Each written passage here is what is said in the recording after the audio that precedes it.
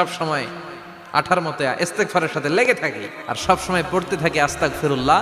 আর এর বদৌলতে আল্লাহ আমারে মুস্তাজাবুদ দাওয়া বানিয়ে দিয়েছে। আহমদ ইবনে হাম্বল তো অবাক, তুমি মুস্তাজাবুদ দাওয়া রুটিওয়ালা, আমি এত বছর হাদিস পড়াই, আমিও তো মুস্তাজাবুদ দাওয়া না, তুমি দোয়া করলে সব কবুল হয়ে যায়? যুবক বলে, না আনা মুস্তাজাবুদ দাওয়া, আমি আমার জীবনে যত দোয়া করেছি কবুল করে নিয়েছে কে? সব দোয়া কবুল করে নিয়েছে আল্লাহ, একটা দোয়া ছাড়া। কি সেই দোয়া?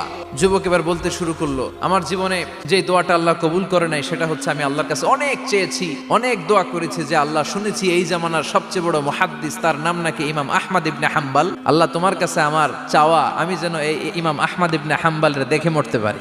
আহমদ ইবনে হাম্বল আবেগপ্রবণ হয়ে গেলেন, চোখের পানি ছেড়ে দিলেন, বললেন, যুবক তোমার এই দোয়াটাও কবুল হয়ে গিয়েছে। আহমদ ইবনে হাম্বল তোমার দরবারে ছুটে এসেছে। যুবক চোখের পানি ছেড়ে দেয়।